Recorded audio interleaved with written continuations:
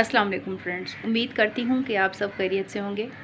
Friends, English grammar को पढ़ना क्यों ज़रूरी है? क्यों कहा जाता है कि ग्रामर जब तक नहीं आएगी आपको इंग्लिश स्पीकिंग नहीं आएगी? फ्रेंड्स, इंग्लिश ग्रामर को समझना बहुत ज़रूरी है।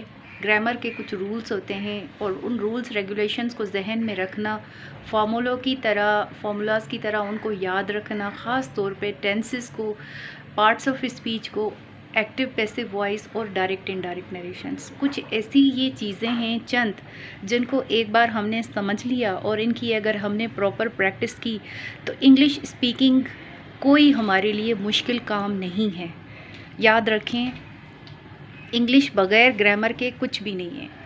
कि अगर फॉर एग्ज़ाम्पल एक इमारत बनाई जा रही है, उस इमारत में हमारे पास सीमेंट है, वुड है, बेसिक चीज़ें, मगर उसके अलावा और भी बहुत सारी चीज़ों की ज़रूरत होती है। पानी नहीं देंगे बिल्डिंग को, अगर हम बिल्डिंग के लिए फॉर एग्ज़ाम्पल लोहा नहीं होगा तो कैसे एक मुकम्मल स्ट्रक्चर बनेगा? वो तो कोलैप्स हो जाएगा।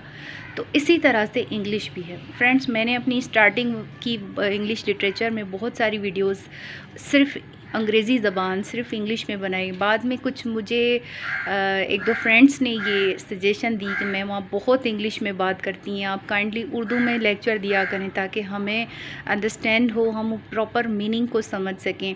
तो बाद में मैंने चल के कुछ अपना स्टाइल चेंज किया, मैंने कुछ इंग्लिश में भी वीडियोस बनाई, साथ साथ में मैं उर्दू में भी एक्सप्लेन करती जाती हूँ ताकि मेरे फ्रेंड्स को बेस्ट अंडरस्टैंड हो। उसके साथ साथ मेरी इंग्लिश लिटरेचर की वीडियोज़ के साथ साथ इंग्लिश लैंग्वेज की मैंने कंप्लीट कोर्स के ऊपर वीडियोस बनाई हैं जिनमें prefix, suffix, parts of sentences, parts of speech, tenses, narrations, active and passive voice, तमाम वीडियोस मैंने बनाई हैं। फ्रेंड्स, आप देखिए इन वीडियोस को, आप ग्रामर को समझने की कोशिश करें। टेंसेस बहुत आसान हैं। एक बार अगर आपने मेरी वीडियोस को अच्छी तरह से देख लिया और अंडरस्टैंड किया और प्रैक्टिस की तो इंग्लिश इंशाल्लाह आप ज़रूर बोल सकेंगे। ना सिर्फ आप इंग्लिश बोल सकेंगे बल्कि अगर आप कहीं इंटरव्यूज़ के लिए जाएंगे, आप जॉब मार्केट में, यू विल बी इंडिस्पेंसिबल, आपकी वैल्यू बहुत बढ़ जाएगी।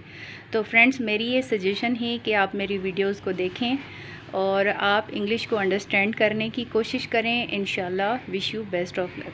Thank you.